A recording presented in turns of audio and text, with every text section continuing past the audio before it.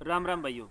जैसा कि मैंने आपको पिछले लेक्चर में बताया था, 1679 ईस्वी में जसवंत सिंह फर्स्ट की डेथ हो जाती है। डेथ के बाद में जो उसका उत्तराधिकारी बना वो बना अजीत सिंह जी, ठीक है। लेकिन आपको ये भी विदित है कि अजीत सिंह का उस समय जन्म नहीं हुआ था 1679 ईस्वी में। तो आपको पता हो तो उस समय औरंगजेब ने जोधपुर को खालसा भूमि घोषित कर दिया था। और ऐसा कहते हैं, ये कहानी मैं आपको पीछे बता चुका हूँ, वो उसको जैसे अपनी हवेली में कैद कर लेता है, जैसे भी है। मैं आपका टाइम खर्च नहीं करना चाहूँगा, फटाफट उसका एक बार रिवीजन करा देता हूँ अजीत सिंह के बारे में। देखिए, जो मेहरानगढ़ दुर्ग में जो फतेह महल है, इसका निर्माण किसने कराया था? अजीत सिंह ने कराया था। वैसे इसका वास्तविक जो शासनकाल रहता है 1708 से लेकर 1724 रहता है, ये ध्यान रखना आप तो, ठीक है। इसके बाद में मैं आपको बात करूँ, जोधपुर में मेहरगढ़ में क्या है, एक थम्बिया महल है जिसे प्रहरी मीनार भी कहते हैं। उसका निर्माण भी किसने कराया? अजीत सिंह ने कराया। आपको पता हो तो उस समय मुग़ल शासक था फर्रुख सियर ने अजीत सिंह को राजेश्वर की उपाधि प्रदान की, ठीक है। और ये भी आपको पता होगा कि इंदिरा कंवर जो अजीत सिंह की बेटी थी, उसकी शादी फर्रुख सियर के साथ होती है 1715 ईस्वी में, जो कि अंतिम राजपूत मुग़ल विवाह माना जाता है। और एक बात और बता दूं, आपसे पूछ सकता है ऐसा कौन सा शासक था जिसके साथ मोर, जिसे क्या है, जानवर, परदैत, दास, ये सब जलकर राख हुए थे? तो दोस्तों ये अजीत सिंह था जिसके साथ मोर, पशु पक्षी, जानवर, परदैत वगैरह सब कुछ जलकर क्या हुए थे? राख हुए थे। अब मैं आगे आपको लेके चलता हूँ। इसके दो पुत्र थे दोस्तों, अजीत सिंह के दो बेटे थे। एक का नाम था बख्त सिंह और एक का नाम था अभय सिंह। मैंने जैसे आपको बताया था, राठौड़ों का पहला पितरंता कौन था? मालदेव, जिसने अपने पिता गांगदेव की हत्या की थी। और मैं आपको ये भी बता चुका हूँ, खैर उसको छोड़ो ना, एक बार बता दिया। इसके बाद में आपको पता होगा, अब इसका जो बेटा है बख्त सिंह और एक अभय सिंह, ऐसा कहा जाता है जो इसका बेटा है बख्त सिंह, ये अजीत सिंह की हत्या कर देता है 1724 ईस्वी में। तो हम कह सकते हैं राठौड़ों का दूसरा पितरहंता कौन कहलाएगा? ये अपना बख्त सिंह। ऐसा कहते हैं बख्त सिंह अजीत सिंह की हत्या करके नागौर चला जाता है। बाकी जोधपुर का राज कार्य कौन संभालता है? अभय सिंह। चलो दोस्तों, अब मैं आपको एक बात और बता देता हूँ। एक बात बताइए, जो दुर्गादास राठौड़ है, इसने अजीत सिंह की इतनी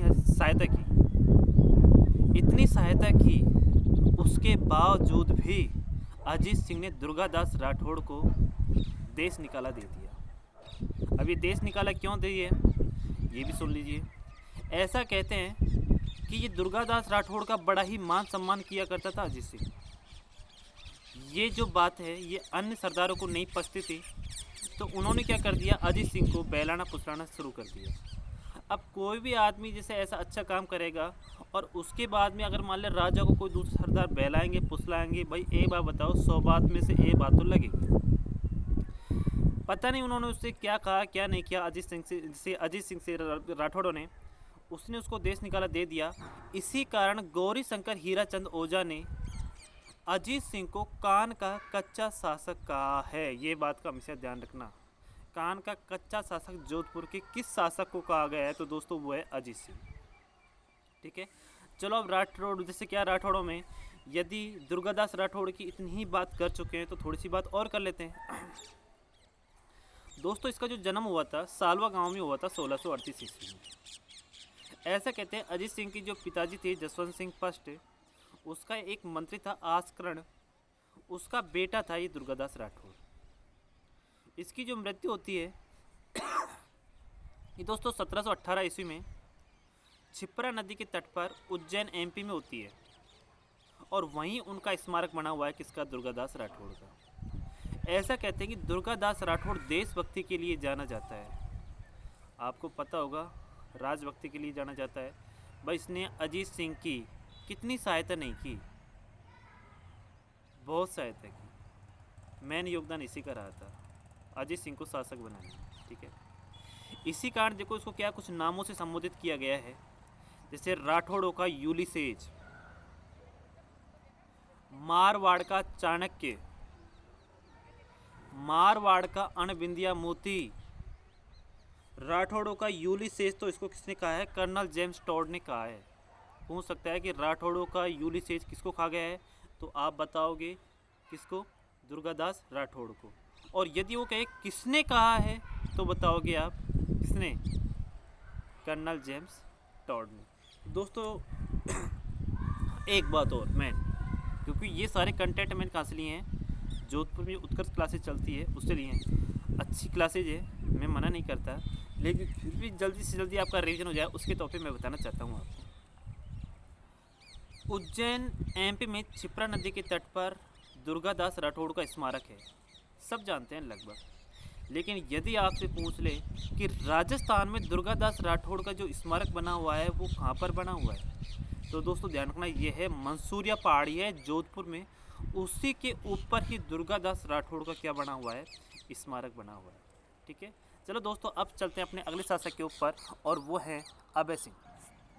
दोस्तों जो अभय सिंह जी थे ये रहे थे 1724 से लेकर 1749 ईस्वी तक। होता क्या है, एक प्रमुख घटना है जिसका हम जिक्र कर लेते हैं। खेजरली घटना के बारे में दोस्तों आपने सुना होगा। जो खेजरली घटना हुई थी वो 28 अगस्त 1730 ईस्वी को हुई थी। देखिए हुआ क्या था, सुन लीजिए। अभय सिंह का एक वन मंत्री था जिसका नाम था गिरधारी दास। गिरधारी दास को अभय सिंह ने वन में लकड़ी काटने के लिए भेजा। तो ऐसा कहते हैं कि एक जाति है विश्नोई जाति। दोस्तों ये क्या है, प्रकृति प्रेमी जाति मानी जाती है विश्नोई। जैसे ही गिरधारी दास ने पेड़ों को काटने की अनुमति दी और जैसे ही वो पेड़ काटने लगे तो विश्नोइयों ने क्या किया, पेड़ों से लिपट गए सबके सब। और ऐसा कहा जाता है गिरधारी दास ने सबको काटने का आदेश दे दिया। उसमें 363 लोगों की मौत हुई थी, जिसमें 294 तो पुरुष थे और 69 महिलाएं थी। और ये जो खेजड़ली जो घटना हुई थी दोस्तों, ये खेजड़ली गांव में किस किस के नेतृत्व में हुई थी, वैसे जैसे क्या मेन नेतृत्व क्या है, जो पेड़ों को बचाने का जो कार्य किया था वो किया था अमृता देवी विश्नोई, और इनका एक पति था रामो देवी विश्नोई। इन दोनों के नेतृत्व में घटना होती। देखिए वैसे पेड़ों को काटना नहीं चाहिए क्योंकि हमें प्राणवायु तो इनसे ही मिलती है, लेकिन वो कहते हैं ना राजा के बारे में क्या कह सकते हैं इसके बारे में। फिर भी अमृता देवी ने ऐसा कार्य किया जो जीवन में फेमस हो गई। खिजड़ली गाँव, खिजड़ली घटना 28 अगस्त 1730। और दोस्तों एक बात का और विशेष ध्यान रखना, जो खिजड़ली जो घटना हुई थी ये भाद्रपद शुक्ल दशमी को हुई थी, और भाद्रपद शुक्ल दशमी को ही तेजा दशमी मनाई जाती है। अब हम इसके क्या साहित्य क्षेत्र की बात कर लेते हैं। देखा जाए दोस्तों तो अभय सिंह की जो दरबारी विद्वान थे उसमें कौन कौन थे, सुन लीजिएगा। पहला कवि था कवि कर्णिदान। कर्णिदान, इस कर्णिदान ने ग्रंथ लिखा था सूरज प्रकाश, नंबर 1। नंबर 2 की यदि हम बात करें तो दोस्तों एक कवि था, उसका नाम था वीरबाण। क्या नाम था, वीरबाण, जिसने एक ग्रंथ लिखा था जिसका नाम है राजरूपक। तीसरी बात, तीसरा जो दोस्तों कवि था उसका नाम था जगजीवन भट्ट, जिसने एक ग्रंथ लिखा था अभयोदय। अभय प्लस उदय, अभयोदय। ये ग्रंथ किसने लिखा था, जगजीवन भट्ट ने। नंबर 4 पे दोस्तों कवि था जिसका नाम था सुरती मिश्र, जिसने एक ग्रंथ लिखा अमर चंद्रिका। ये क्या है, एक बिहारी सत्सई पर एक टीका थी दोस्तों। ठीक है, खैर जो भी है, देखिए आगे हम थोड़ा सा जिक्र और कर लेते हैं अभय सिंह के बारे में। दोस्तों होता क्या है, अहमदाबाद विजय, एक शासक था सर बुलंद खां, उस पर विजय प्राप्त की थी, इसे हम अहमदाबाद विजय बोलते हैं। इसकी खुशी में अभय सिंह ने फतेह पोल का निर्माण करवाया। इसके बाद में दोस्तों 49 तक तो ये रहा था, 49 से 51 तक रहा था राम सिंह। राम सिंह के बाद में आपको पता हो तो अभय सिंह का भाई जो नागौर चला गया था भक्त सिंह, जिसने अपने पिता अजीत सिंह की हत्या की थी, वो आ जाता है 51 से 52। और 52 के बाद में दोस्तों शासक बनता है विजय सिंह। कौन बनता है, विजय सिंह, जो किसका बेटा था, इस भक्त सिंह का बेटा था। खैर अब इसके बारे में हम जिससे क्या जान लेते हैं। और ये रहा था दोस्तों 1793 तक। कब तक रहा था, 1793। चलो हम इसके बारे में और देख लेते हैं। चलो भाई इसके बारे में हम कल बात करेंगे यार, मस्ती से पढ़ेंगे, कोई जल्दी नहीं है। जय हिंद, जय भारत।